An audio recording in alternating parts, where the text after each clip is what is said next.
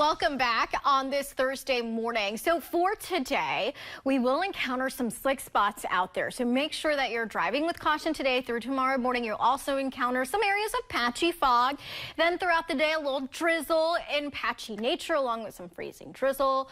And then eventually some mixture later on this evening through the overnight. So let's talk about fog first off. Visibilities are not terrible out there. Definitely not as bad as they were yesterday morning, but we'll see it improve by about early afternoon. However, it doesn't last because we have more moisture that moves into the region. We have a lot of cloud cover that stays socked in at the lower levels.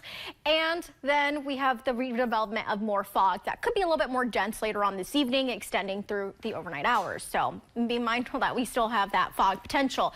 Why is that happening? Well, there's a big trough that's kind of digging through the central parts of the country, and it's pumping in some Gulf moisture. And that Gulf moisture is kind of working in through a good chunk of the country and even into the Great Lakes. At the surface, there's a frontal boundary bringing in some rain and some thunder showers through portions of the southern states, and also keeping that moisture around. So that's why there's a lot of these fog advisories across a good chunk of the central parts of the country, extending through the Ohio River Valley, portions of the Great Lakes as well.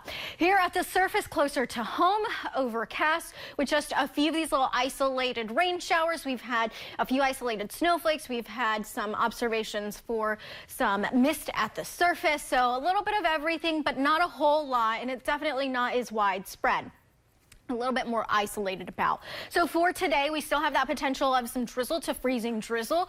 As we head towards the afternoon, extending into the evening, a little bit more moisture kind of works in during the evening hours with a mixture continuing early tomorrow morning. So again, that's the why I'm reminding you that roads will be slick out there, and then that kind of tapers off. We'll continue with the overcast skies for tomorrow, extending into Saturday.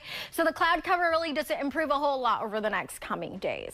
Now, as far as the potential for ice accumulation, our models are backing off of it a little bit more, but there's still a potential for a very thin glaze, less than 1/10 of an inch of ice accumulation in the higher elevations across the interior western sections of the UP. Here's a look at your extended forecast. The trend stays into the 30s, generally mid-30s. Smaller disturbance coming in for Tuesday, Wednesday, next Thursday. That could be bringing in a better chance of a